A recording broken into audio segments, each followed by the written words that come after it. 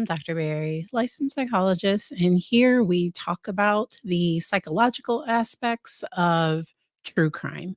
And today's case is Natalie Cochran. Her case has so many twists and turns it was just really interesting to me.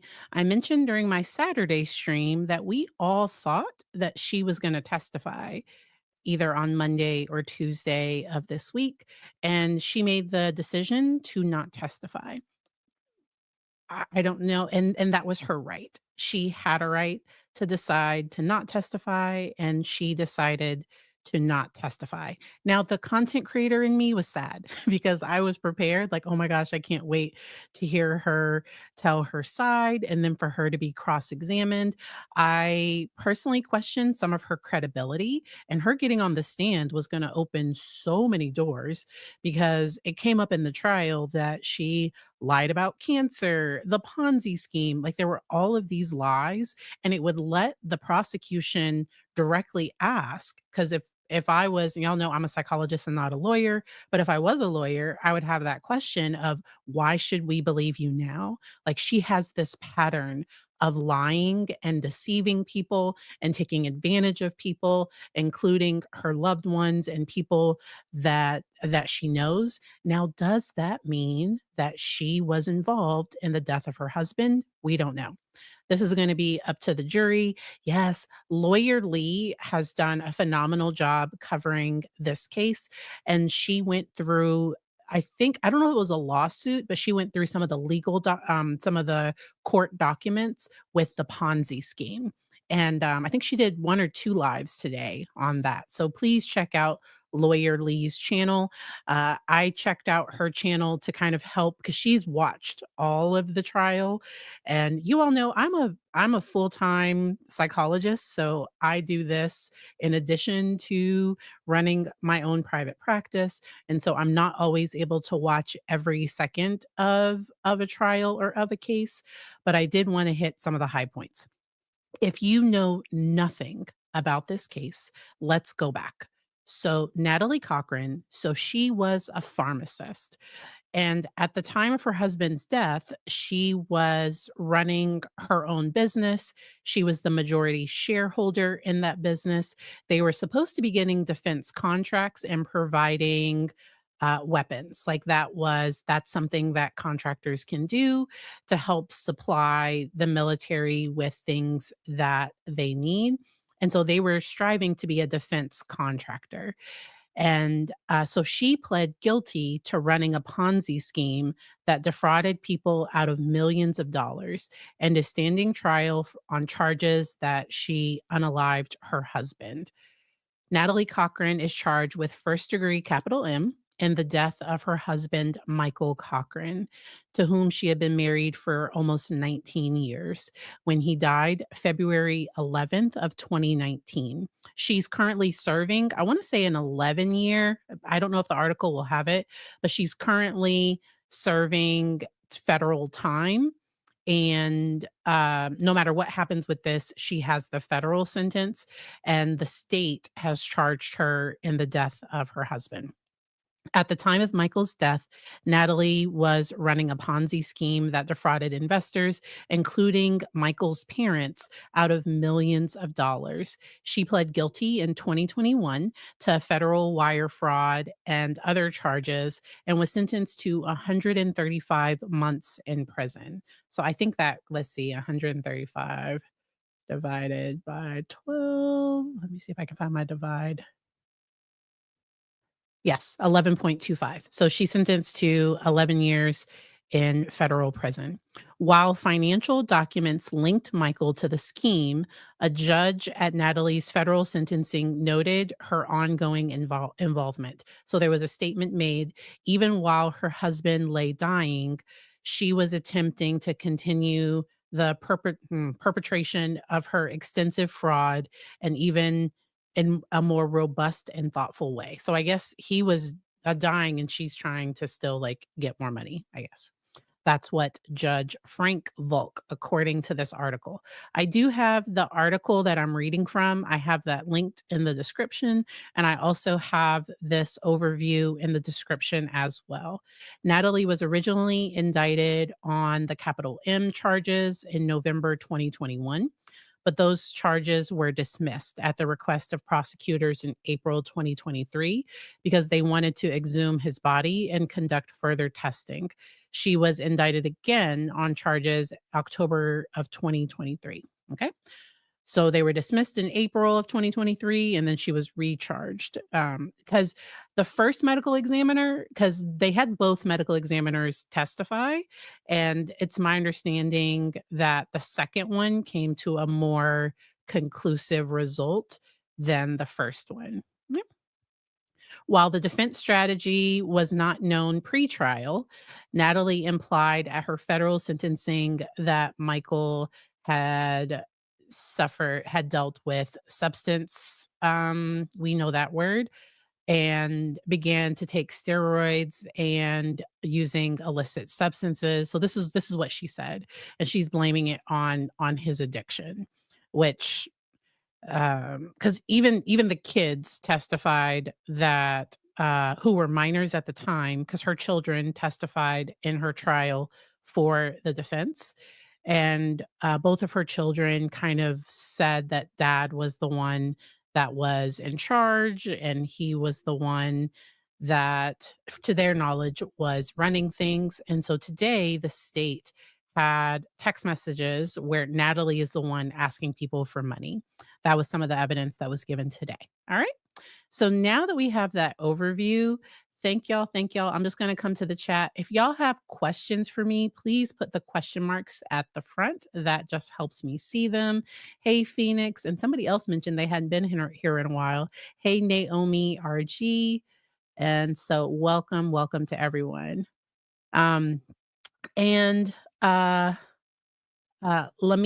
let me know if I'm saying that wrong, mentioned being interested in hearing more about their marriage. um, yeah, I don't. There weren't any reports of infidelity or of any like DV or anything like that. Um, one of her friends, so one of Natalie's friends testified that she had joked because the friend was asking, "Hey, can I help you out with anything?" And Natalie joked about the friend helping her cover Michael's face with a pillow. And was that just a joke? Was that not? Yeah. Do we know, has there been any mention of her having an issue? So we've never heard any issues of substances for her. Okay. So all the crimes. She also lied about having cancer. Okay. So we are going to listen to that part because her doctor, because the jury heard this testimony. So let me get to this one. All right. So this is her physician. He is a family doctor. He testified on day, let me see. I'm not sure. Maybe this was yesterday. I'm not sure. But he testified about her lying about cancer. So let's listen to this.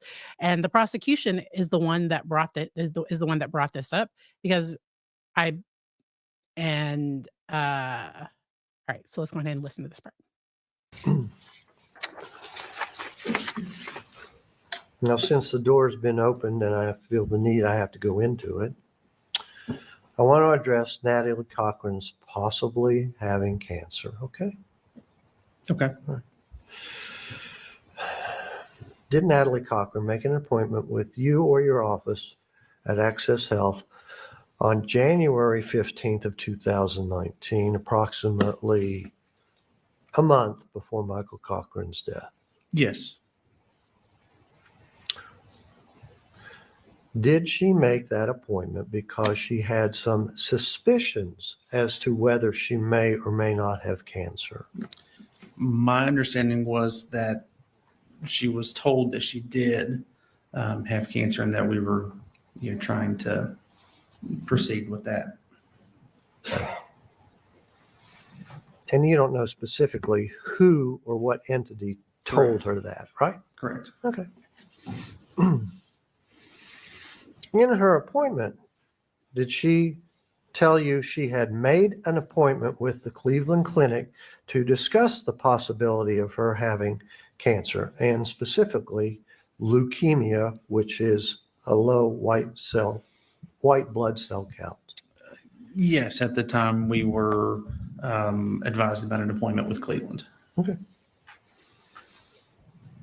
Did she formally ask you to refer her there, or did she just give an indication she'd already made an appointment? Just an indication.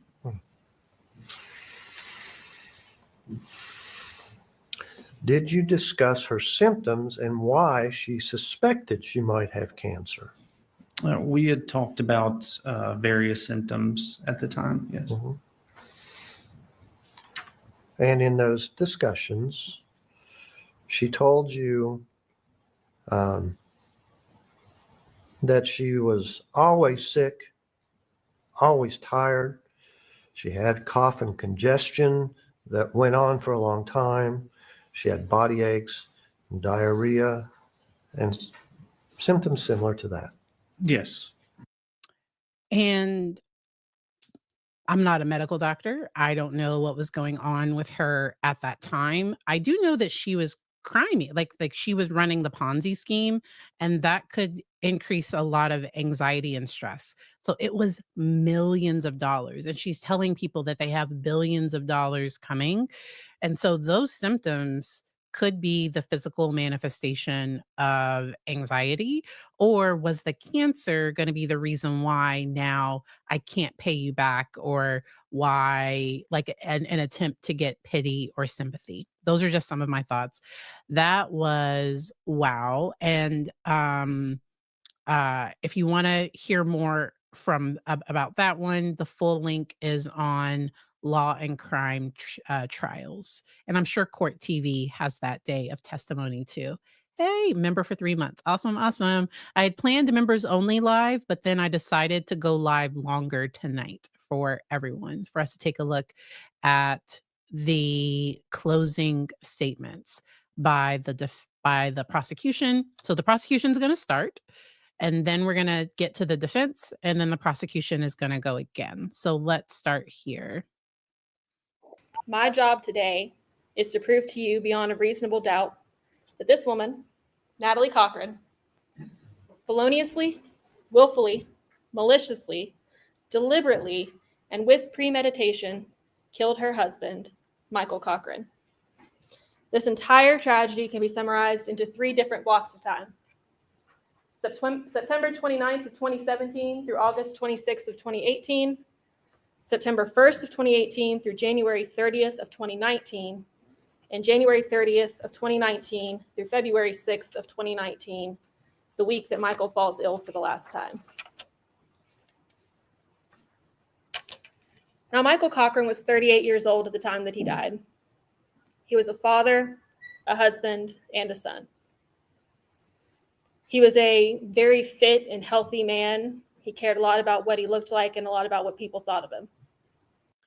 And so the defense's argument is going to be because the state believes that Natalie injected him with insulin. So something happened to him on, I want to say, February 6th, and he died in the hospital. And he was hospitalized, I believe, on February 6th, and he died in the hospital on February 11th. So that is what happened. They had insulin in the home because there was a neighbor's child. So this is the explanation, that there was a neighbor's child that that had type 1 diabetes, and they were the emergency contact if the child for some reason needed insulin. But this child had an insulin pump. And so usually when you have the insulin pump, it's automatically giving them insulin when they need it. But and then some things came up about Natalie being prescribed a steroid. So would she have used the insulin for herself if her blood sugar spiked? So there were all of these things that came up about what possibly happened. They are also alleging that the defense is trying to raise the question of, did Michael inject himself with the insulin? And there's also the question of, was he fully aware that it was a Ponzi scheme, that they were promising this huge return and that they had these billion-dollar federal contracts, defense contracts, but they did not have those contracts. And Natalie's trying to say he knew everything. This wasn't a reason to unalive him because once again, his parents were also like one of the victims of this Ponzi scheme. Okay, so let's get back to the um, the prosecution's closing. He lived and worked here in Raleigh County. As you've heard, he worked in technology. He also worked with Workforce West Virginia. Ultimately, he was a minority partner in the business Tactical Solutions Group, in which his wife, Natalie Cochran, was the 51% majority owner. And we'll just briefly talk about TSG. We don't have to get too far into it, but I feel like we need to cover that ground again. And TSG is the Ponzi scheme. TSG is represented through its website to be a leading supplier to the Department of Defense, national security agencies, federal civilian agencies, prime contractors, and nonprofits worldwide. And we've heard a lot about how the business ended up not being super legitimate. In fact, it wasn't at all. But it originally was set up that way. They had filed with the Secretary of State. It had a business license, and it actually was registered with the federal government to bid on government contracts and to be awarded those contracts. It was held out to be a woman-owned small business, which gave it priority in getting contracts. But a business like this required one thing: startup capital. There was two ways that the business obtained startup capital, and that's the money that's needed to get it off the ground and get things running in general. The first way was through investors. And what would happen was Natalie would go to her friends, her family, people in the community, ask them to invest in this company. They were promised a return on their investments when contracts were ultimately fulfilled. They'd get more money back than what they put in. And sometimes, when the money would come back, she would ask them to invest again so they could get an even higher return on their original investment. So some of these people were putting money into this company over and over and over again and seeing very little payout, if any. The other way that TSG gained startup capital was through loans. She would apply for small business quick capital loans. And what that means is these were rescue loans. These were for companies that were in trouble. They would have a very high interest rate, and you would have to pay back on them daily. And now I'm not saying that Michael didn't know about investors and didn't know about loans. He knew people were investing. He knew there were loans. But they weren't what he thought they were. Some of the loans, he was told, were SBA grants. What's so special about a grant is that you don't have to pay the money back. That money is given to you for a specific purpose. Otherwise, he thought they were getting government bonds. Specifically, Natalie held out the loan companies to be factoring companies. And what factoring companies do is they buy all of these accounts receivable that you have, and they'll pay you for a portion of them, then they'll collect the money later. So that's what she told him was going on. So what happens next is about August 26th of 2018, Michael really discovers the extent of family investors and investments. You heard that he got into Natalie's phone at one point and read her messages, and that's how he found out. He was completely unaware of the lucrative returns and profits that were being promised to people. He was quoted as saying she was giving away our money. On August 27th of 2018, Natalie sent a message to a few family members, which we've put in evidence and you all have seen. Hey guys, after the contracts that are out pay off, I will have to stop subcontracting. I wasn't as transparent with Michael as I should have been. After this, Michael and Natalie made rounds to family members trying to pay some checks, try to pay some people back. But ultimately, Michael realizes that the amount of money that they owe people is a lot more than he knew. So now he wants to be more involved and understand how everything works. On August 27th of 2018, Natalie sends Michael this message, this series of messages. 3.45 million should post tonight at midnight. 300,000 should post Wednesday. 1.25 million on Thursday. 724,000 Monday of next week, and 2.56 million next Friday. You've heard that Michael was spending money. This is why. This is why he was so charitable. You heard that he donated a weight room to a middle school. He bought uniforms for youth sports. He bought a house for a youth pastor who had nowhere else to go, and later rented that house out to Chris Davis's recently widowed aunt. He was trying to give to people. And he'd been led to believe that this legitimate business was thriving and all of this money was due to them. She set a prize date, though, when she did this. All their hard work was going to start paying off at midnight. So what did this ultimately do? It created a big problem. It created a bunch of promises that Natalie couldn't fulfill. And those promises totaled, at this time, $247,499,232. So in our next time frame, Natalie starts to claim that the government is conducting an audit of TSG. And she uses this as a reason that they can't pay money to investors, a reason they can't get contracts, they can't get paid on outstanding contracts, and the reason that they're not seeing any returns. So she solicits 2 more investors. One of those was Chris Davis. He told you about that. She obtains 3 more rescue loans. On October 25th, Natalie tells Michael the audit is complete. We're going to have our money October 29th.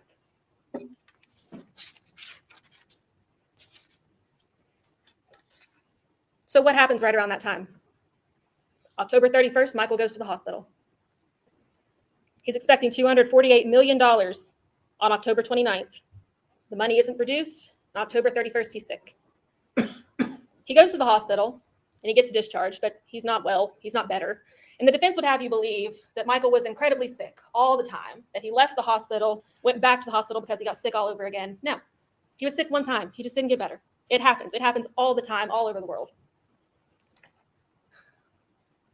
When Michael went back to the hospital on November 2nd, Natalie reported that he had had a seizure. That was never confirmed. You heard experts testify that the seizure activity in the records was reported by the defendant. Everyone else who testified said they had never seen him have a seizure. At that time, he had his friend Chris Davis take him to the hospital because he wanted to be treated. Nobody wants to feel the way that Michael felt. But other than this, he was healthy. You would think that he was sick, though, because he was stressed out of his mind, because he was waiting for $248 million that had been promised to him that he hasn't seen. But it still isn't coming. And there's a whole lot happening during this time. And so I would suspect if he knew nothing about the Ponzi scheme, that there would definitely be some arguments between the 2 of them. He would be like trying to show me the contract. Let's see what's happening, what's going on. I would think that he would start looking for what was happening. Thank you for being a member for 4 months. All right. So sad. A phrase that we've been throwing around a lot on our team is that Natalie Cochran involved everyone and included no one. Wow. So on December 4th, BB&T is closing the Cochran's accounts. Michael goes to BB&T, and you've heard about that. He is irate. In fact, his friend Chris Davis is called to come down to the bank because Michael is causing such a scene that there is fear the police are going to be called. He's angry because he thinks these accounts closing is why he's not seeing any money. So ask yourselves, if Michael was involved in a felony level financial crime involving hundreds of thousands, at this point, hundreds of millions of dollars, why would he go cause a scene at a bank and potentially get the police called on him? He didn't know what was going on. And this is where Natalie gets lucky for the first time. On December 6th, the government's already partially shut down and is only funding certain departments. I'm sure we all remember the government shutdown because it was a really big deal and a lot of people had a really hard time because of it. On December 22nd, the entire federal government shuts down. So we've gone from an audit to a federal government shutdown, buying her more and more time. The shutdown becomes the reason that they're not getting paid. Now, Natalie has told Michael and all the investors that the money's frozen because of an audit. Now, the government's shut down. Next, she tells people she has cancer, chronic lymphocytic leukemia, which we talked about that a little. We've never found anything that indicates that that was real either. She now has to deliver. So she tells Michael and she tells the investors, on February 1st, the federal funds will be released because the shutdown has ended. So why does the money come in on February 1st? It's January 30th of 2019, and we have entered the week of Michael's illness and ultimate death. So here is where she gets sloppy. Her motive to kill him becomes very clear because he is very quickly catching on. It becomes very obvious who's been running the company, that Michael has no idea about the Ponzi scheme, And more importantly, we're seeing that Michael's about to discover the truth of everything that's been going on. So she has two choices. She can come clean, or she can go into self-preservation, which requires that she take him out of the equation and make sure he never finds out what was happening. January 31st of 2019. Natalie says, I'm on the phone with Bank of America. Michael says, are we 1,000%? Yes, she's sending them with tracking. Money is supposed to hit tomorrow. February 1st of 2019, the fund release date told to investors and told to Michael, no funds hit any accounts. This was a Friday. So Michael knows at this point, Monday is the next day he can do anything. So on Monday, money isn't in there. More excuses. Michael's getting increasingly concerned.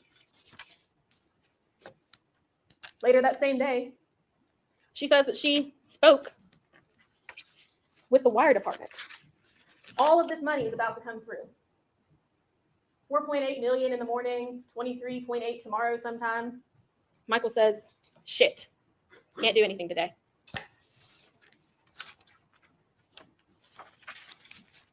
Michael was just like the rest of us, as you can see. Doesn't make any sense. I certainly don't think it makes any sense, ladies and gentlemen. And that's because nothing he was told was true. So let's get into Michael's murder. February 4th of 2019, Natalie sends Michael a text message. I'm at the pharmacy. Need anything? Now, if you'll recall from Dr. Halsey's testimony yesterday, on February 4th of 2019, Natalie was picking up her prescription for Xanax, which Dr. Halsey also testified is a benzodiazepine. Michael is allergic to benzodiazepines, as you've all heard. On February 5th, 2019, Natalie goes to Access Health and sees Dr. Halsey with flu-like symptoms. She says she's vomiting, she reports a fever. She's negative for the flu and strep. She got a steroid shot and labs that day. Now you'll note that this is the doctor who, she said, put her on such a high dose of steroids. That was her words, high dose of steroids. As we'll later see her. And that was the doctor that we heard testify earlier about about the claims of her having cancer. Tell Jennifer Davis. But he didn't give her a prescription for insulin. And you heard his testimony yesterday that he didn't instruct her to get insulin. On this day, she also requested methylprednisolone from Stephanie Hamilton. And we all know that is Solumedrol. And if you'll recall, a vial of methylprednisolone was later recovered from the Cochran residence when the search warrant was executed. FBI analysis told us that that bottle had never been used. The same day, Natalie reaches out to Albatross Air, the Kearns family, and schedules a flight for her and Mike to take the following day to Lynchburg, Virginia. We've heard a lot of talk about that flight. You heard from Court Nexon, who was a former Bank of America employee. And he told you that the Cochran's account was never funded. There was never money in their Bank of America account. Mike couldn't understand why. So sure, they were going on this trip to fill out signature cards and things like that. But they were also going to find out why contract funds weren't posting to this account, why all of these wire transfers we've heard of were not coming through. And if they went on that trip, it would have changed everything. So on February 6th of 2019, the last day that anyone sees Michael Cochran conscious, 6:34 a.m., Natalie Cochran texts Chris Davis. She tells him she can't go to Lynchburg because she has a fever of 103 degrees. Now you'll recall she asked Stephanie Hamilton to bring a thermometer over because she apparently didn't have one. 6:35 a.m., Natalie texts Josh Kearns at Albatross Air, cancels the flight to Lynchburg because she has the flu. Mike tells Natalie to tell Court Nexon and his boss that they won't be there today because she's sick and they'll come tomorrow. But if they still need him to come today, Mike will go and he'll take his friend Chris Davis with him. They'll come back and get her signature card notarized. Mike very much wanted to take this trip. 6:37 a.m., Mike tells Natalie to get Court Nexon to wire them $5,000 to $10,000 from their account. The account that is still sitting empty at Bank of America. Natalie tells Mike she's already canceled the flight and he tells her to reschedule it for the next day. And this, ladies and gentlemen, is the text canceling the flight to Lynchburg, wherein Natalie says that she's been up all night with the flu which we all know she was never diagnosed with. Later on February 6th, she sends this text message to Michael. I'm in the doctor's office getting swabbed again, getting a Prometh shot, getting you and I both meds. Uh-oh. Now, Mike is currently out and about in town. He goes. So that message, getting you and I both meds, would have, if I was on the jury, it would be like, what did she pick up for what? Because they believe that his blood sugar could have dropped due to insulin. I think at the time he died, they didn't suspect murder. Goes and gets some Starbucks at 8:37 in the morning. Natalie arrives at Access Health at 8:10. She says she's getting them both meds. Now, you heard Dr. Halsey testify yesterday. He didn't see Michael that day, and he did not prescribe anything for Michael that day. In fact, the only medications that Natalie was prescribed that day were promethazine tablets. Promethazine, which Michael is critically allergic to. So what did she tell him that she got him?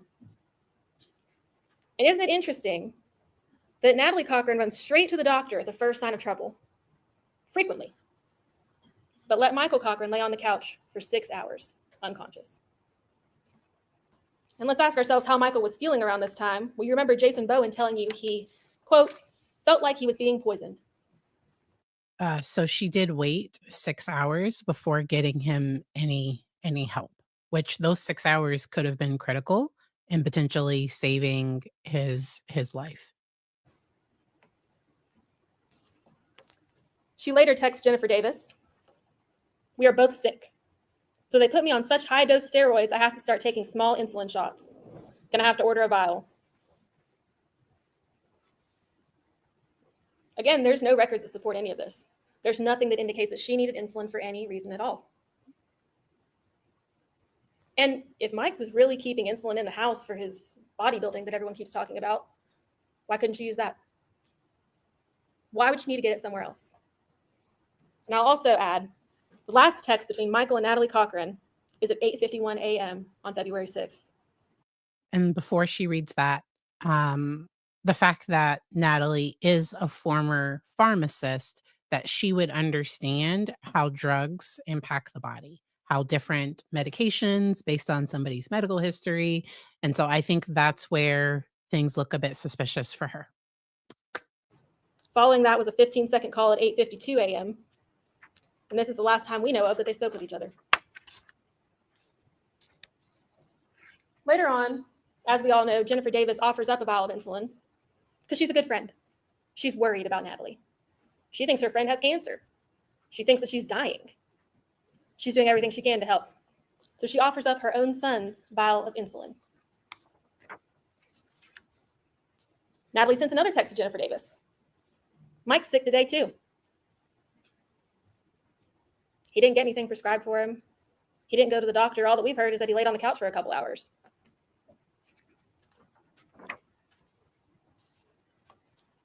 Chris Davis shows up a little while later, and as we all know, drops off a bag, which he testified that he never looked in. His wife, Jennifer, told us exactly what was in the bag. Some Propel, a Diet Coke that Natalie asked for, and a brand new, unopened vial of Humalog insulin.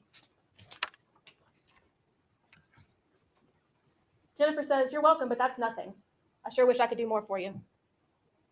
And Natalie's words are, that was perfect. And I bet it was. Mm-hmm. Another message she sends Jennifer Davis.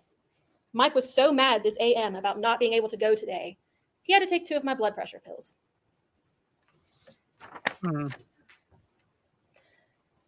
Now, the last documented communications from Mike's phone, 11:15 a.m., John Hamilton told you he called and didn't get Mike.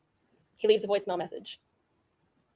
1:39 p.m., which you heard testimony today, we believe Michael was unconscious at that time. A text goes from Michael's phone to Matt McCormick. Should be good, buddy. I'm available all weekend too. Whatever works best. 12:29 on February 6th of 2019, Natalie Cochran takes this photo of her husband, Michael, laying in their kitchen floor. Now, ladies and gentlemen, I don't know about you, but if my husband had a serious... Okay, so if my husband was laying like that, number one, I wouldn't take a picture of it, and number two, I would be calling for emergency help. Serious medical event and was lying unconscious in my kitchen floor, I wouldn't be taking pictures of him. I'd be getting help. Yeah. The first person she sends it to is her sister Penny, who testified that her reaction was, well, what does she want me to do about it? And I think we all know the answer to that question. Next, she reaches out to John Hamilton, who you heard testify a few days ago. She tells him, Mike is sick like last time.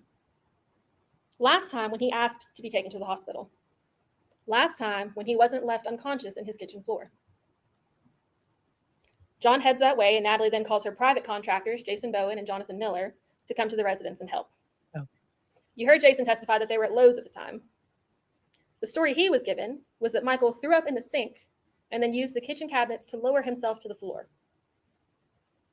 I think there were also multiple versions of what happened and where the insulin was. Like, I think there were multiple things said by her, according to the prosecution.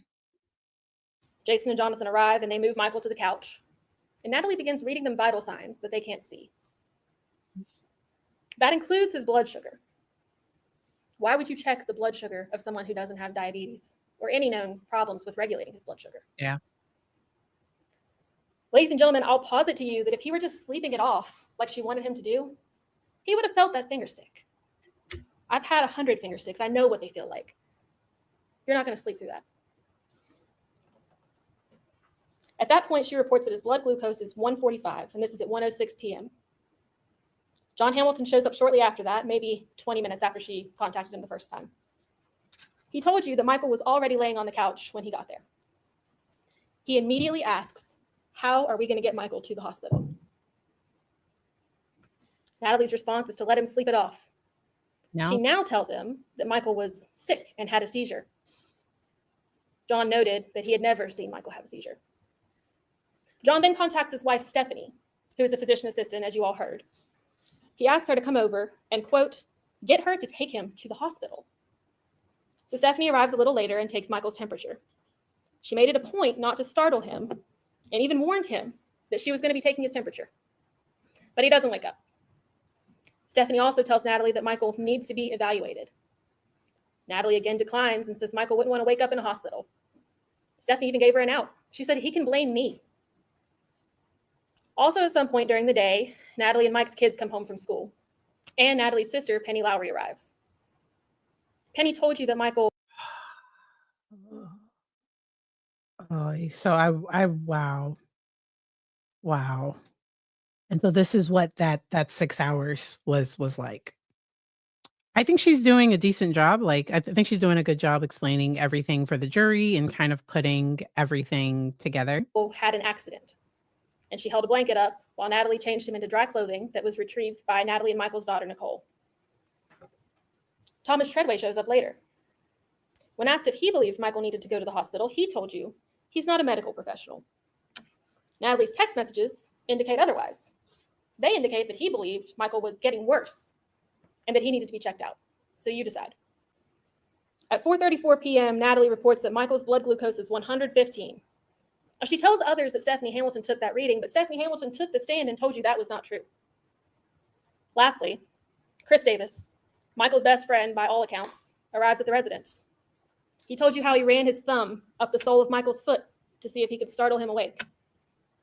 He told you that he tried a sternal rub. Nothing. His words to you were, he is going to the hospital, and I'm going to take him. At that point, he and Thomas Treadway load Michael into the back of the Cochran's car, where Natalie rides with him as Chris drives him from 4H Lake Road to Raleigh General Hospital. When Michael arrives at Raleigh General Hospital, his blood glucose was 21. That's a far cry from 145 and 115. Seemingly, it's plummeted out of nowhere. You heard from Dr. Uribe and Dr. Krieger. The only reasonable explanation is exogenous insulin administration. And ladies and gentlemen, the defense has posited to you that if Natalie Cochran injected Michael with insulin, whoops, dropped the needle. Here's the good news. I brought it back up. So somebody asked a great question. Jenny's Wonderland asked kind of what's she doing? And so I do think that Natalie is looking up at the projector and is also writing, and there can be lots of different reasons for doing that. I don't know where the jury is seated. I would think it would be closer on the other side, especially since we can see the audio and video people behind Natalie. And I think she's trying to manage her facial responses and all of that. Um, it, and I think he was in that coma because he was given insulin when he did not need it. That's the allegation. That's what the state believes happened. And there's been a lot of medical testimony. The defense has presented a bunch of experts. The defense has tried to say that he was using insulin for bodybuilding. And so the defense is going to try to introduce some type of doubt there. He would have felt it.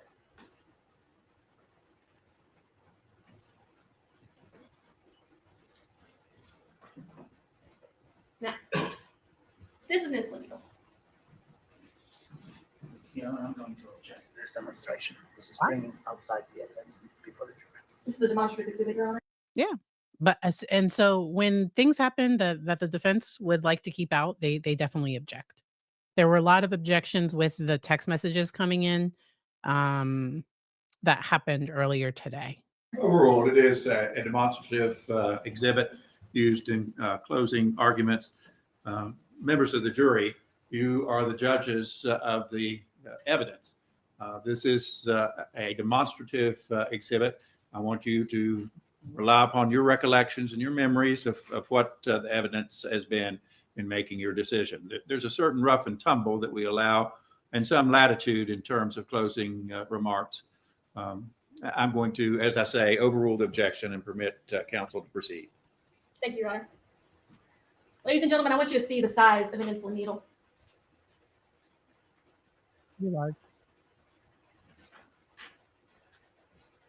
That needle I just showed you holds 30 units of the kind of insulin that Gavin Davis was prescribed and that was received. Thank you for adding this. So they are looking directly at the jury. That's what's happening. By Natalie Cochran from Jennifer Davis. Dr. Krieger told you how small a unit of insulin is, and you can see it for yourself. Extremely small. I would also say, we made it pretty clear yesterday that the defense experts did not have the full picture. They had incorrect and incomplete information, so how could they make an informed opinion? And when Michael arrived at Raleigh General, as I said, his blood glucose was 21. He was immediately intubated, and he never woke up. February 7th through 11th of 2019, Michael's transferred to Charleston Area Medical Center, CAMC. His MRI there, as you've heard, showed diffuse hypoglycemic encephalopathy, brain swelling caused by low blood sugar. February 10th of 2019, Michael is transferred to hospice care at his wife's request. He spends 5 hours there before he dies. Now, you'll recall during Thomas Treadway's testimony that he advised Natalie needed to remember that she took his vitals that day and that she needed to make a timeline of the events leading up to Michael's death. Why?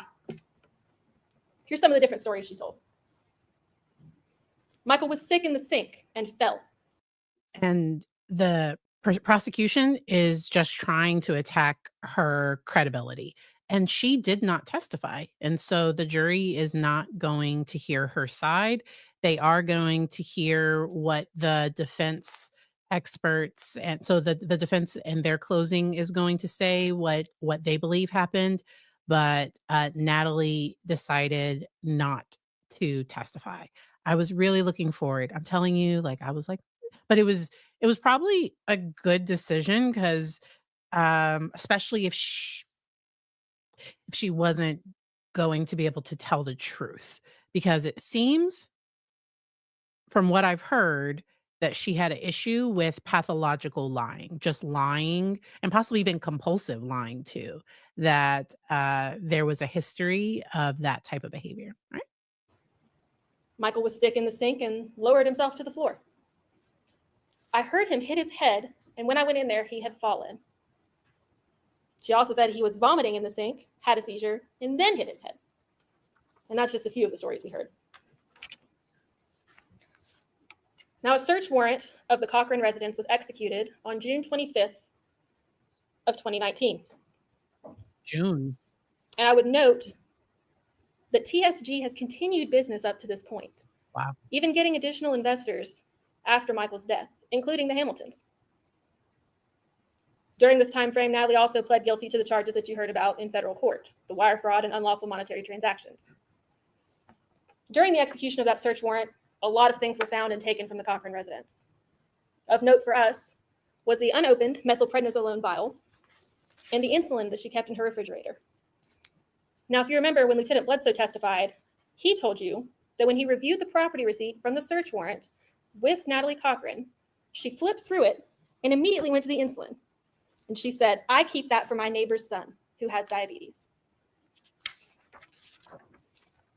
That's a bit suspicious. Now, I don't know if the jury is going to find it suspicious, but if that's what caused his blood sugar to drop, and I hand you an evidence form and you immediately go to insulin to give me an explanation, that's suspicious. That's weird. Okay. And who knows? I don't know what the jury is going to find. Um, we will see how long the jury takes to reach a verdict. This trial has been going on for about 2 weeks. This was day 8, and so we'll see. Ladies and gentlemen, as I stated previously, the elements of first-degree murder are a felonious, willful, malicious, deliberate, and premeditated killing. Felonious is simple. Murder is a felony, and it's against the laws of the state of West Virginia. Willful or deliberate would mean that someone took an overt action in furtherance of an anticipated result. She injected Michael with insulin. Dr. Krieger and Dr. Uribe testified that there was no alternative reasonable explanation for Michael's blood sugar to be 21 other than outside insulin administration. She also let him lay on the couch for 6 hours. She brought in all this help over and over just to refuse it. Malicious, showing or having a desire to cause harm. Natalie was a diabetic counselor and a pharmacist. She knew that injecting insulin into a non-diabetic would cause harm. She chose over and over, after repeated pleas from friends and loved ones, to leave Michael on the couch, laying in his own urine. She also showed a complete indifference for human life when she continued to work on contracts and make plans for bingo while her husband lay dying in the hospital. Premeditation. She obtained the murder weapon in advance from Jennifer Davis. And poor Jennifer had no idea what she was getting herself into when she did that. So they believe that she got the insulin from the neighbor's son.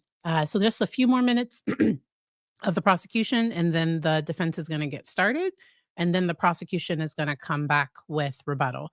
I think they had an hour, and they split it into, I think it's 30 and 30, but we'll see. She had a clear motive, and you saw that leading up to this date, Michael was about to find out what she was doing to people. Do we know what he was going to do with that information? We never will, because he won't have the chance to tell us.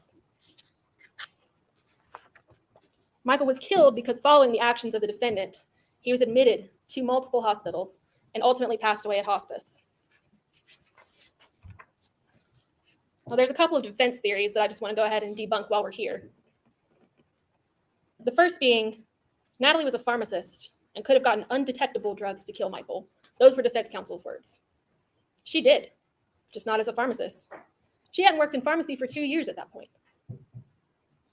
Insulin can be bought over the counter. Stephanie Hamilton debunked this one. So, psychopathic traits would be disregard for laws, disregard for the emotions, the welfare, the well-being of others, disregard for, because I think of it as in clinical psychology, we call it antisocial traits. Now, with the Ponzi scheme, she broke major laws. The lying about cancer. So this seems manipulative to me. And and for her gain and her benefit. And from what I'm hearing, her husband, the father of her children, she continued with the Ponzi scheme after he died. And so I think the prosecution is about to explain that you can't just get insulin over the counter, that they kept insulin for a neighbor's child, but the neighbor's child had an insulin pump, and and because if for some reason the school couldn't get a hold of the parents, the Cochrans were the backup, and they held insulin. That's what they've said. There's just so many traits and things that I'm hearing.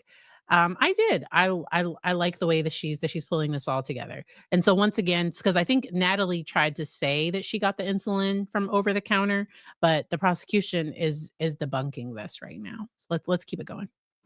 She testified that Humalog, the kind of insulin that was used to kill Michael, cannot be bought over the counter, Yeah. and has to be obtained via a prescription, which neither Natalie nor Michael had. Michael was a, quote, ticking time bomb. Michael's previous illnesses can only be verified by Natalie. No one else ever saw him have a seizure. Sure, he went to the hospital, but they were never actually able to verify that seizure activity occurred, only that it was reported at home.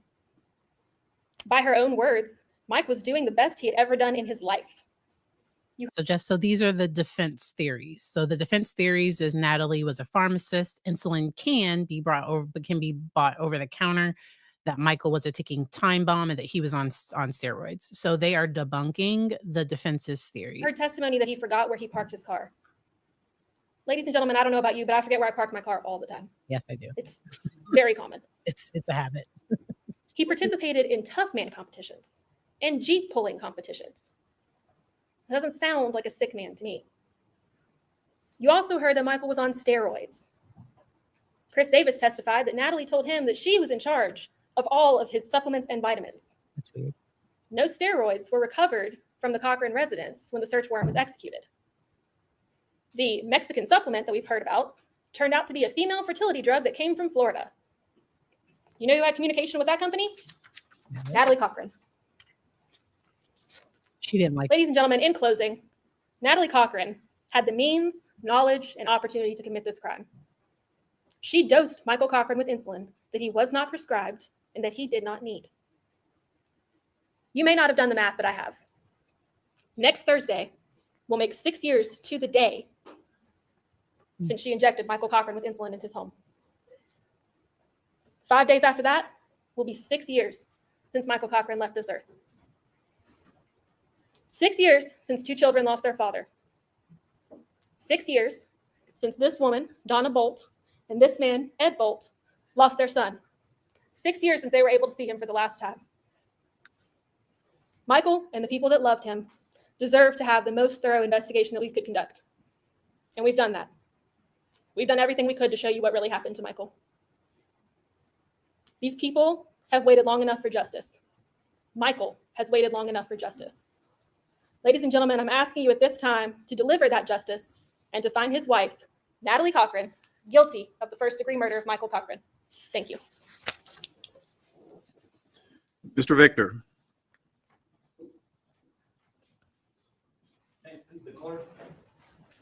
And I want to just clarify, because people are talking about over-the-counter insulin, and it does, according to Google, it looks like there is a type that is less effective, but if people can't afford like the more expensive insulin, there is a version that can be effective. But to do so, no, y'all remember, y'all don't do crimes. This information is for people that maybe might struggle financially with paying for their prescriptions, or just to kind of have a general idea. I think it looks like it's called Novolog. It's a human insulin. Certain places have it for about $25. So that's just general information. Don't do crimes. Okay. Counsel for the state, ladies and gentlemen of the jury. 10 months. Thank you, Kelly B.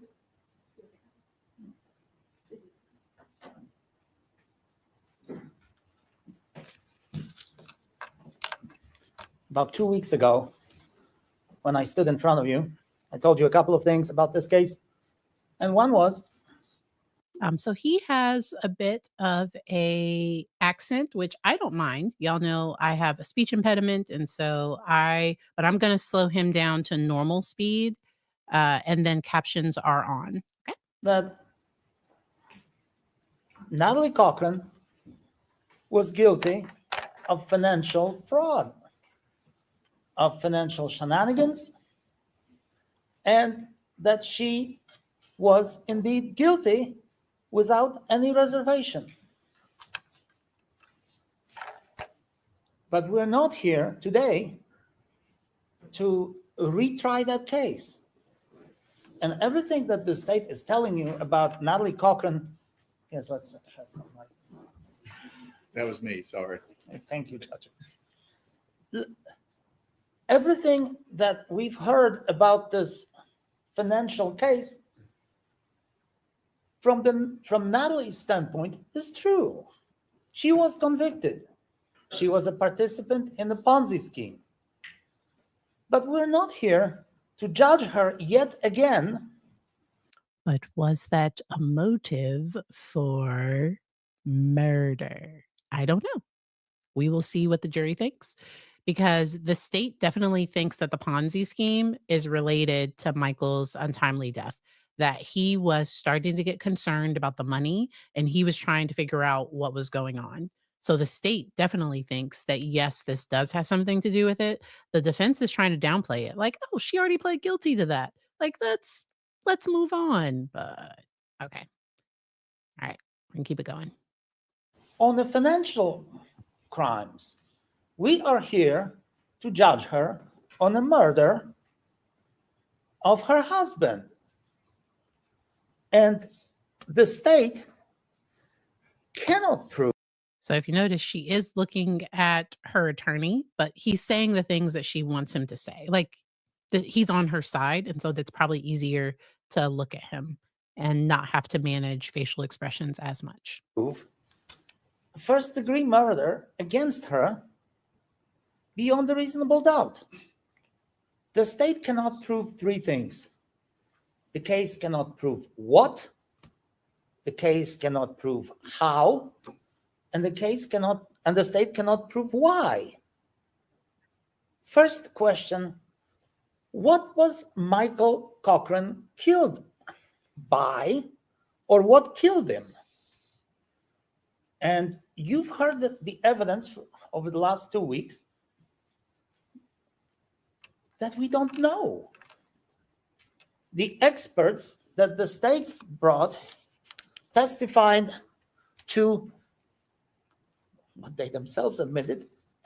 I love minions. And I was trying to see if I had a minion anywhere in the office, and I don't have, because I love minions. That might have to be the next thing that I add over here. I might have to add a minion, because I already have Stitch. I have the Inside Out characters. I have the up dog and a squirrel. So those are the characters. If y'all start looking behind me, let me make it big so y'all can see, because you can't really see. Okay, let me make the camera. Okay, so I'll show y'all what's behind me later. Let's stay focused. Definite maybe. Maybe it was the insulin shot, and maybe not. The experts that the state brought testified to, we cannot determine the objective factors, the objective anatomical findings, and tangible demonstrative evidence what killed him. They don't know. The state's expert, Dr. Krieger, said, well, the hypoglycemia due to the insulin administration is a strong possibility, but it's just a possibility. Why don't we know what killed Michael Cochran? Well, because they did not perform the autopsy. And by the time all these experts got the evidence, Michael Cochran's body was so decomposed. So they do believe that even if he was embalmed, that the embalming probably wasn't done well because his body was in a severe state of decomposition when he was exhumed, because he was exhumed, or he had 2 autopsies. So but she sat there while he was sick, took a picture of him. She tested his blood sugar. So, like, if my husband passed out, I wouldn't test his blood sugar. Like, that wouldn't my husband doesn't have diabetes, or he's not hypoglycemic or anything like that. I wouldn't test his blood sugar. That wouldn't be one of the things I would do. That it is impossible medically to determine what killed him. And you heard the testimony of 2 defense experts. And you also heard the testimony of my compatriot, Dr. Piotr Kubitschek, who is the medical examiner who performs autopsies on a daily basis and who is, I would submit to you, a little bit like Matlock. He is the medical detective trying to detect what is the crime that led to the death of that particular individual. All these experts said the same thing. The cause of Michael's death is undetermined. We don't know.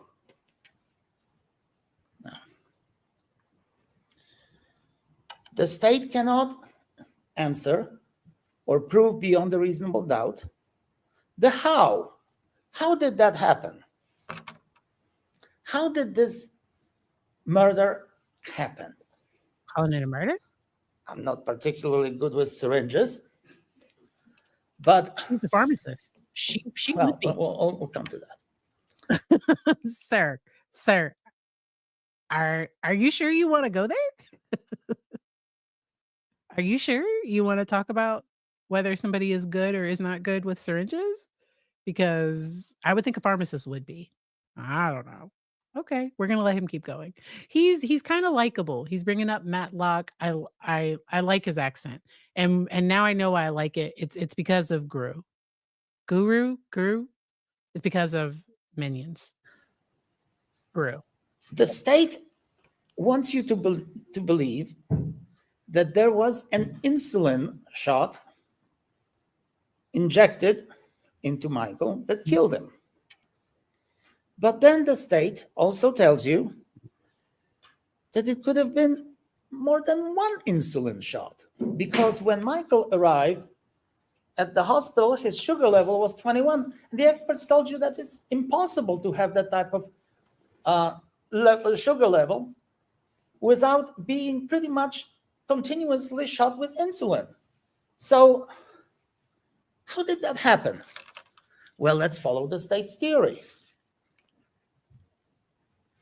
This cold-blooded killer is planning a murder of her husband with the insulin shot. In that regard, she is calling her friend, Miss Davis, asking for insulin on a day of the injection of that insulin. I might just as well have asked for a gun, might just as well have asked for a murder weapon. Jennifer, I'm trying to kill my husband later today.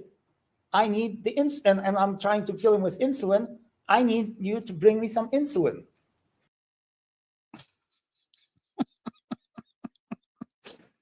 He must not watch true crime. I don't think he watches true crime. Is that the action of a planning cold-blooded killer? She would get that insulin ahead of time, not on the day of the murder, and involve 2 witnesses against her right there and then, who came here to court as predicted and testified that, that was... So is he calling her a bad criminal? Is that what he's saying? She didn't do it well? Is that what we're saying?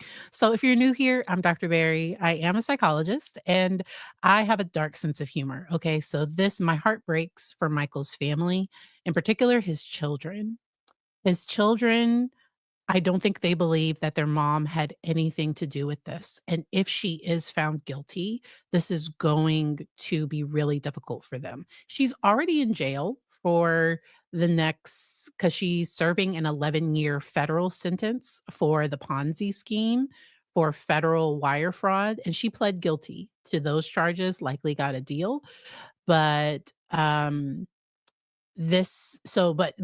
these things are hard, and so sometimes I use humor to and snark, and if you like grisly true crime, so I adore grisly true crime, I sometimes use humor and snark because what he's saying to me, he's calling her a bad criminal. Alright. And they gave her the insulin. And then,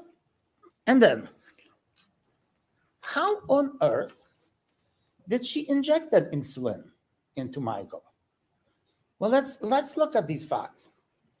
Did she approach Michael from the front when he was facing her in the kitchen? And if she had the insulin injection in her hand, wouldn't he have the time to react and say, what is going on? Let's assume for a moment. Then she approaches him from the back when he's standing in the kitchen, and she jabs him either in his back or his rear end. Well, she has to have a couple of seconds to inject this insulin in him. But sir, what if she told him that she was injecting his steroid? So I do believe that he was on steroids and got steroid injections. Now, if she was sick, because supposedly she was sick and that's why they couldn't fly out that day, but I don't know. I don't know. He's doing his best. I don't know. And we'll see what the jury thinks. Basic human reaction would be to turn around and face the assailant, be it his wife or be it some cold-blooded killer, a stranger. She wouldn't even have time to plunge in insulin into his body without him turning around. And he's an athlete. He's this huge guy. And here's his 5'1" or 5'2" wife who's injecting him with insulin, and he doesn't react. That's why I said it didn't happen in silence. My first reaction would be, what on earth are you doing, woman? Or whatever he calls her. What are you doing? And then somehow he drops there in a fetal position in the kitchen. Oh, that didn't happen that way. Of course it didn't. So now you heard the evidence from at least 4 or 5 witnesses that this type of insulin acts in a delayed way. 10 minutes, 15 minutes, up to half an hour. She waited 6 hours and the man passed out in the kitchen. And so, like, if my husband passed out in his head, so let's flip it around. I don't like going to the doctor, and I had an accident while trimming bushes, and I was bleeding a lot, and I clearly needed to go to the emergency room. And my husband was like, "Go." He wasn't like, "Oh, go take a nap," or "Oh, go sleep that off." He was like, "Go to the emergency room." And I went to patient first, and they were like, "No, ma'am, you need stitches. You need an X-ray." So I went to patient first. I ended up at the ER. But a good spouse, if you hit your head and are passed out, they are going to get you medical attention. And if they can't physically move you themselves, they're going to call 911 and get an ambulance there to transport you. And so, like, If I'm jabbed, even by my dearest wife or by somebody else with a substance, and if she is silent, that's one thing. And if she tells me, this is for you, you son of a gun, I hate your guts, whatnot, here it is, Crime. I'm killing you, That's I would have, that's not how people do crimes in most situations. Now, there are those situations where it is like an argument, it is like a contentious thing, but with somebody you love and trust, that's why the spouse is often the first person where it's like that they look at, like, did you do something? Because, and so, okay. 10 to 15 minutes, maybe to 20 minutes, to 30 minutes to call 911, She didn't to do run to the hospital. I told you it was 7 miles from the hospital. sir, he didn't know what she had done. And I think he never thought that she would watch him die. He would have been in the, I mean, I know it's February, but he would have been in that hospital sooner than you can say hello, sooner than you can slap a tick. He would have been in that hospital asking for help, an immediate sugar reaction or sugar injection to bring that insulin level to some normalcy. He wouldn't have taken it in silence. He wouldn't have just dropped down on the floor. So how did it happen? Well, the state then gives you an alternative, because now they're changing their theory. That may have happened in bed. Ah, that's a novel idea. Inject him in bed, he would not have reacted? Of course he would have reacted. He would have gotten up and he would have done the same thing. He would have taken himself to the hospital, he would have called 911. He would have probably not been particularly happy with Natalie, but that doesn't mean anything. He could have saved himself.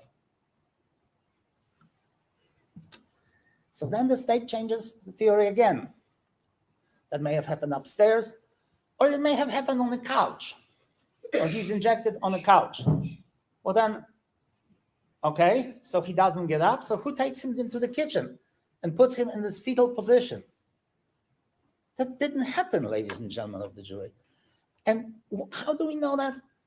He fell in the kitchen because there was one witness, and he hit his head against the counter because there was one witness, and that was the sister of my client, who told you that I'm gonna let him finish, but okay, we're gonna. she saw a dent, a fresh dent in the counter, in the kitchen counter. That's where he hit his head, and that's how he fell on the ground, on the kitchen floor. But not because some insulin injection. Those both of those things could be true, because when your blood sugar drops rapidly, and you go into a diabetic coma, like you could pass out and lose consciousness and bump your head on the kitchen counter. Both of those things can be true. I can't wait to hear the rebuttal. I cannot wait to hear what the prosecution said after this. But because of some unknown condition that was caused, or may have been caused, by many, many, many different reasons. Then, continuing with the cold-blooded killer's action, she does not do anything but call all kinds of people to the house. Now, wait a minute. You have just decided to kill your husband.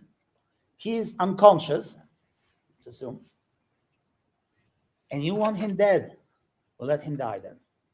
Don't do anything. Or maybe put a pillow over his head and kill him. But do not tell me that you want to kill your husband and then you call 2 workers right there to bring Michael onto the couch. The sister and her husband, the state trooper and his wife, who is a medical assistant, and then Mr. Davis. Is that the action of a killer who wants to get? So, but why didn't she let them take him to the hospital though? They had to beg and plead with her for hours to find. I think finally one guy was like, "We're just going to put him in the car. We're going to the hospital." Like, that's suspicious to me. Away with murder? No. No. No. And then, and again, I told you, that's the kicker. Then he dies, and she wants to hide all the evidence. She cremates him. And then all the evidence is gone. All these Dr. Kubitscheks and everybody else can look at all that evidence. No, they can't, because Don't do crimes. But is he trying to, like, because he's like, why didn't she cremate him then? But he wasn't embalmed very well. Okay. Because it would look more suspicious, I think, because that would be kind of suspicious. I don't because he's cremated. That's how you, I guess, kill somebody the way the state believed it happened, but it didn't happen that way. And then the ultimate question, and the question is why? Throughout this case, the leitmotif, the state's main motif in this case Ponzi scheme. was Michael didn't know anything about this business, didn't know anything about Natalie's shenanigans, financial, the fraud, the deception, the lies. He didn't know anything about it.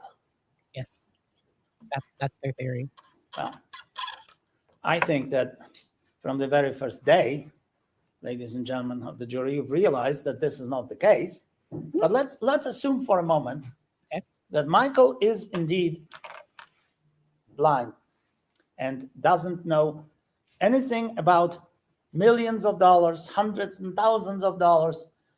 He doesn't realize where all that sudden wealth came from. Doesn't know anything. Okay. And then he finally finds out. Let's assume that he finds out. And then the state tells you that he would do what? Well, Because he would have wanted her to stop, and she didn't want to stop doing that crime. So don't do crimes. But because she continued the Ponzi scheme after his death until she was caught. the state cannot tell you. And the question is, what would he do? What would he do that would be so bad that would require Natalie Cochran to kill him? Tell her to stop. I mean, scenarios abound. You find out that your spouse is cheating the government, cheating the investors. What do you want to do? Tell them to stop. Well, you probably want to say, come on, let's get a lawyer. Let's get an accountant. Let's try to work. It's fine. He's defending his client. The first thing, I don't know, the first thing I would do is think about getting a lawyer. It would definitely be like, we need to stop, because the government seized assets that were in both of their names, because the business was in both of their names. They lost everything. And some victims can probably never be made whole because they were so in debt. And Lawyer Lee covered just some of the victim statements. And if you want to check more of that out and in a deeper dive into this case, please check out Lawyer Lee's channel. We're going to keep it going. Work it out. Let's call these investors. Let's try to pay the money back. Let's file for a bankruptcy. Let's maybe even talk to a friendly prosecutor in Raleigh County. Maybe you will have to do a little bit of time, but not run to the federal government and complain. What, was he going to kill her? Is there any evidence that she launched this preemptive strike against him because he was going to kill her, or that he was going to do something to her? No. Divorce her? What? Stop. What would be her motive to kill him? Why? She may have been afraid that he would be mad, but to kill him, to eliminate him from what? From doing what? From going to the federal government? From complaining that my image is so tarnished now in the community that I want to divorce you and you will be penniless and all of that? There's no evidence of that, ladies and gentlemen of the jury. what triggered this murder? The state cannot answer that question. But if you had any doubts about Michael being involved in this scheme, and if you believe that he was, then the state's entire case collapses. Because Natalie Cochran, would have no reason to kill him, because he, Michael Cochran, was as involved in this conspiracy as she was. And how do we know it? Well, he was working on these contracts daily, on these federal contracts daily. Even when he was hunting. But they were working on the contracts, but they weren't being awarded any money. So they were purchasing all of these like they were doing all these things as though they had federal contracts, but they did not have any federal contracts. It was all a lie. And she lied to him, it seems, according to the text messages. With his little son, he had a contract that he was working on. He was working on the contracts when they were in bed. And I'm not talking about anything sexual here. I'm talking about family. She's watching the TV. He is working on the contracts. Their little son with them, sitting between them, realizing that daddy's working on the federal contracts. He signs the checks from the company. He has access to everything, every bit of information that goes through this company, checks, contracts. He has access to all of that. And besides, is he really living on a different planet from Natalie? Ladies and gentlemen of the jury, if I suspected my wife, we are, well, unless I'm in court, we're home. We're together. We spend time together. We communicate. Wouldn't I ask my wife, honey, where is all this money coming from? Okay, so this isn't getting better. We're just going to fast forward through the rest. I have a link to this full, to everything, because he's going to go on for a lot longer. Wow. Okay. I just couldn't. We're going to fast forward to the prosecution's rebuttal. All right. Let's start out with Michael Cochran himself. They have a very schizophrenic approach to Michael Cochran. I don't like it when people use schizophrenic that way, because that's not what schizophrenia is. Like sometimes they talk about schizophrenia being this split, but schizophrenia is a break from reality. And so I don't like when people, because he's used that word wrong. So don't use schizophrenia, bipolar. Don't use those words. It reinforces stigma. My own personal thoughts. So that's why we're here. Theory of the defense is he was this macho, bodybuilding, fit guy, athlete, Jeep pulling, super stud guy. That's one theory. Now they have some evidence that he was very concerned about his fitness, very concerned about his appearance. We would agree with that. But did that lead to his death? Zero evidence to support that. On the other side, oh my gosh, the guy was a ticking time bomb. The defense words, a ticking time bomb. He was so sickly. He was essentially a guy with 1 foot in the grave and 1 foot on a banana peel. They don't really have any evidence of that either. Yeah, so I think he did like strongman competitions or something. So I think he did like in neutral, like I think he did certain competitions and things. He was just a normal 38-year-old healthy male. And a good guy by all accounts. So the hospitalizations that they've relied upon to tell you how sickly this man was, where did most of the information come from that? Medical records. Who provided histories for that? the defendant. The defendant told the doctors all of these things about Michael Cochran. It didn't come from other reliable sources. It came from a very unreliable source, her. So his suspected brain mass, his suspected convulsions, his suspected all of these problems, there was no diagnosis of any of those things. They were suspected. And they were suspected because she told them to suspect that stuff. But there was never a diagnosis. Even their own experts confirmed that. There are other witnesses. The fact that the Davises talked to a nurse to have Natalie Cochran, their emergency contact, that's not the same thing as So I think that's the neighbor who they held the insulin for.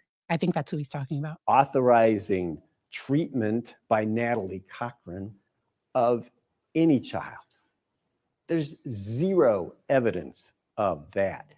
There is evidence on the other side. The Davises told you they never gave the defendant insulin for the benefit of their child. Never.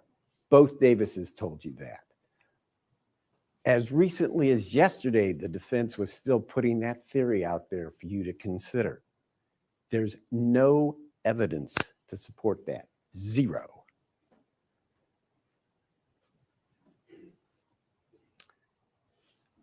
Mr. Treadway's testimony was Mr. Treadway's testimony. This is a guy that didn't want to help the police. Even though his best friend was dead, he wouldn't talk to him. And he had some newspaper article he said gave him justification for that. That's on him. Treadway's got to live with that. But he didn't bring anything of substance to this case, did he? No. The two children that testified, they are tragic figures. They have had a terrible 6 years. They lost their dad. For the time being, they've lost their mom. But they were little kids. And their testimony had a certain ring to it.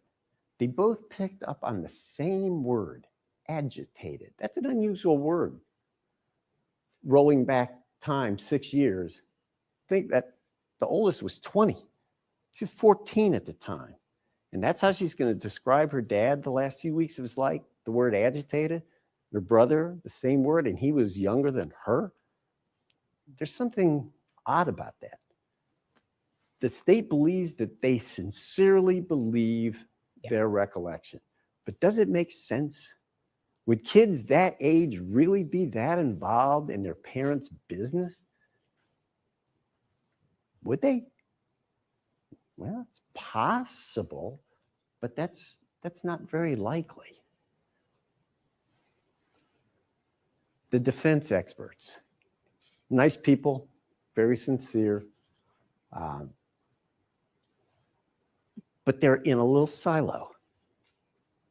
If those forensic pathologists can't cut on a dead body and come up with a smoking gun reason, then their opinion was they won't give you a cause of death or a manner of death, even though Dr. Banerjee said, oh no, we don't do this in darkness.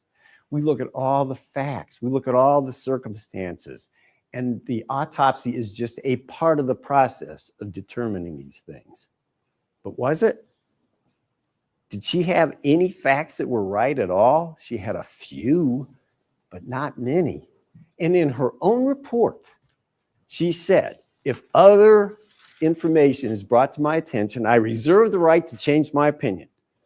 Well, she had a bunch of other information, but she still wouldn't change her opinion.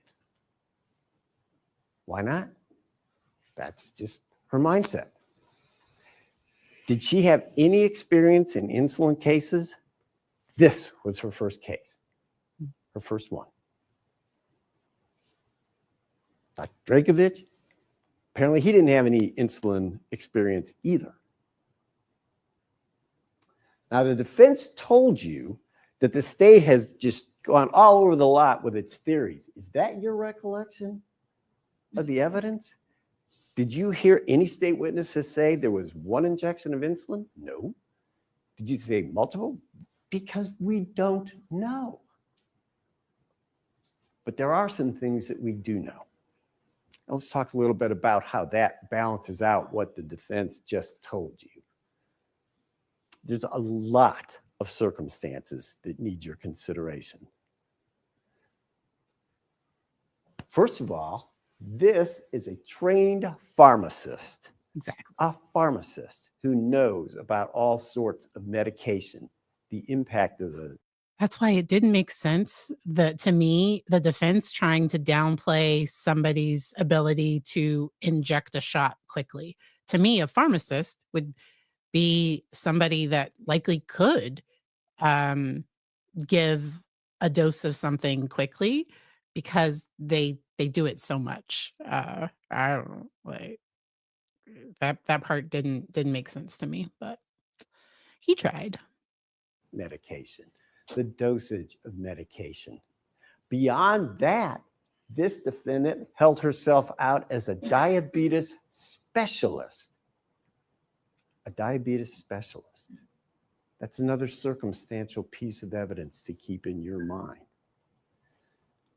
On February 6th of 2019, on the basis of a supposed counterbalance to her cancer treatment, she needs to borrow a bottle of insulin. Another circumstance that needs to be held in the back of your mind. Because on that day, they were supposed to fly to the Bank of America. And yes, there is a merger with the federal case and this case, and that's where the merger takes place. You heard Trooper Heinzman discuss all of the things that the defendant had told her investors about the money that was supposed to be coming in, the money that was going to be coming in, the money that was almost going to come in, and it never did. Who else did she tell that to? Michael Cochran. So when the defense says, oh, he was up to his eyeballs in this, was he? Does the evidence support that? They have zero evidence to support that theory. Zero evidence. He did live a lavish lifestyle. But if he thought that the money was there for good cause and that the business was just supporting that lifestyle, was there anything wrong with that? Of course not. But this was a person who ran a Ponzi scheme. And the one thing you can count on for people that run Ponzi schemes is they will do whatever they can to keep it going. Is that what she did? That's exactly what she did. She was still shucking and jiving after. So what did I say? What did I say was her biggest fear in all of this? As the defense was talking, and he's like, why would she be upset if he found out? Because he would ask her to stop. She didn't want to stop. Like, that just made the most sense. And I don't think you have to be a psychologist. I don't think you have to, like, you could just understand human behavior or people or life and get that a person that is doing a scam and their partner isn't aware, they might want to keep doing that scam. Don't scam people, don't do crimes, but we guessed right. Michael Cochran died. Right up until they executed the search warrant, she was doing ordinary business, selling the non-existent contracts, trying to get people to invest. So there is zero evidence that Michael Cochran was up to his eyeballs in this, but this defendant was up to her eyeballs and over her head in this fraud scheme by their own admission. Second number.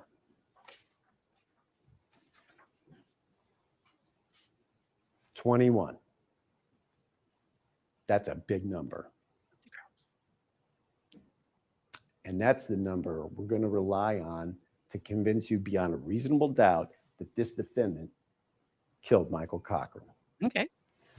That number was the number of his blood glucose level at Raleigh General Hospital at 8:30, the day of his collapse. Now, unlike the defense witnesses, the state witnesses were unified and very clear as to what caused that 21 number. Dr. Krieger had 13 likely causes of low blood sugar, hypoglycemia. She eliminated all but insulin. And she's got a good reason for all of them. You heard her testimony.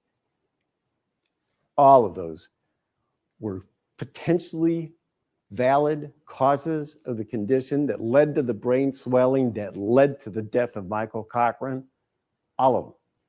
But she eliminated by logic and by her scientific skills and experience in insulin cases that it had to come from insulin.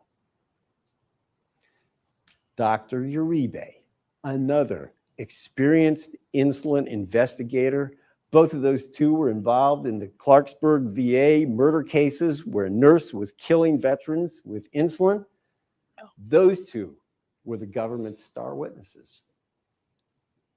They know what they're talking about when it comes to insulin. And it comes to insulin killing people. That's what they do. So that 21 was never overcome by a single shred of credible evidence by the defense. Not once. All right. So I think the state did a great job. He mentioned a case that I had never heard of. So I will put the link over in the chat. But this was Clarksburg VA serial killer. Let me go back to here. Sentenced to 7 life sentences for unaliving 7 veterans by injecting insulin. Wow. A former nursing assistant was sentenced on Tuesday, and this date is May 11th of 2020, or is updated May 11th, 2021. So I'm guessing this is from 2021. Sentenced on Tuesday in federal court for murder and assault charges and the deaths of 8 veterans. Oh, 8. Yeah, did I say 7? I felt like, but yeah, of 8 veterans at the VA Affairs Medical Center in Clarksburg, West Virginia. Wow. And so they would be very aware of that particular case. Retta Mays, 46, and they say where she was from, was given 7 consecutive life sentences, 1 for each murder, and an additional 20 years for the 8th victim. She pled guilty in July 2020 to 7 counts of second degree. Oh, wow. So they didn't even charge with first degree. So 7 counts of second degree. And they list the veterans' names. She pled guilty to 1 count of assault with intent to commit murder involving the death of veteran Russell Posey. Wow. Over 38 family members of victims were seated in the courtroom. Wow. With 350 people watching on Zoom. Wow. And this was back 2020, so this was 2021. Okay. Wow. For the sentencing. She was employed as a nursing assistant. Wow. Because in Virginia, we have a case, a woman was arrested. Let me see if I can find that article.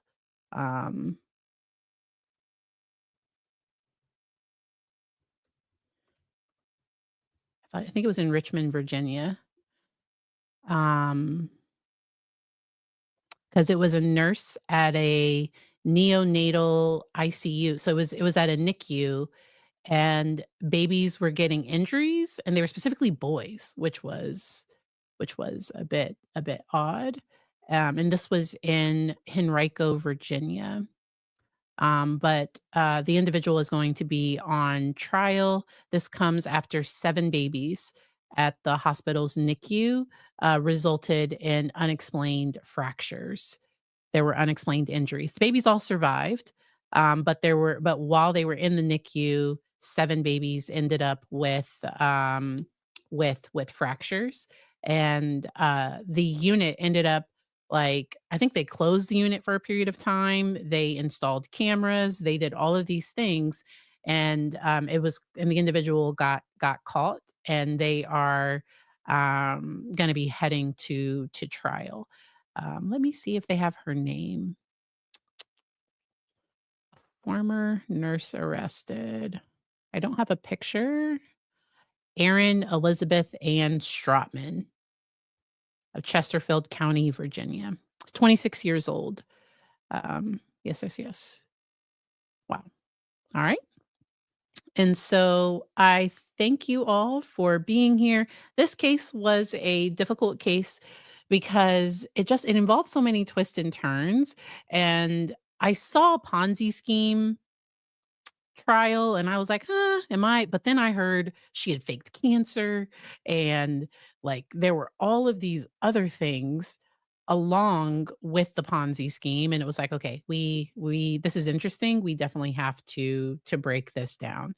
And, I think we don't trust blindly.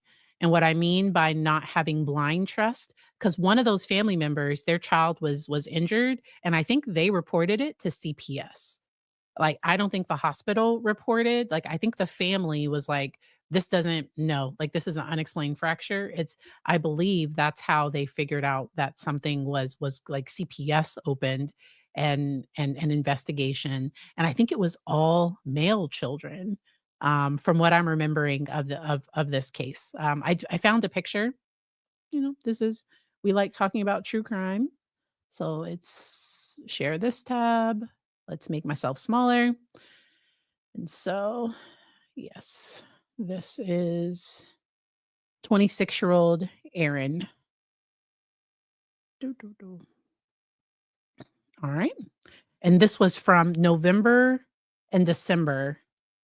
And they were similar to incidents. So 3 babies was from November and December of 2024, and there were 4 babies in 2023. And they ended up investigating, and she's been charged. We will see what happens with that case. But uh, when I say we don't blindly trust, so if something happens to my child, I'm going like, there's not a good explanation. I have questions.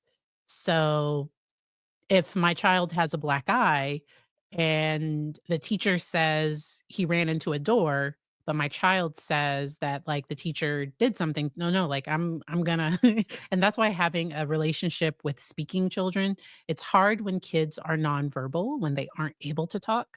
So a baby in a NICU isn't going to be able to say somebody is hurting me. There can sometimes be nonverbals. So if kids are all of a sudden afraid, or if they're having a change in behavior, that doesn't always mean that something has happened or that something is happening, but I pay attention. I'll never forget when my child was in daycare with one particular teacher.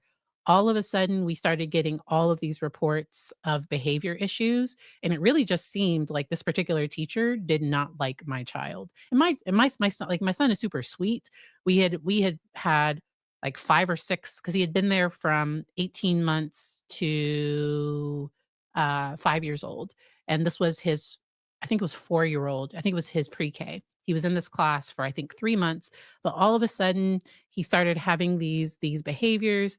We didn't find, like, not the teacher, but the teacher, I think, was mean to him. Like, I think something was going on, and we talked with them about it. We talked with the admin about it, and thankfully he was transferred to another class, and all of a sudden the behavior she was complaining about, all of them went away. And so we just want to keep an eye on things. I thank you all for being here, and thank you to all the new subs from the Naziah Harris case. It's a heartbreaking case, and Grizzly True Crime continues to break down that case more and more. I will likely keep an eye on the trial when it comes up in March, and of Javaris Butts. I will keep an eye on that one.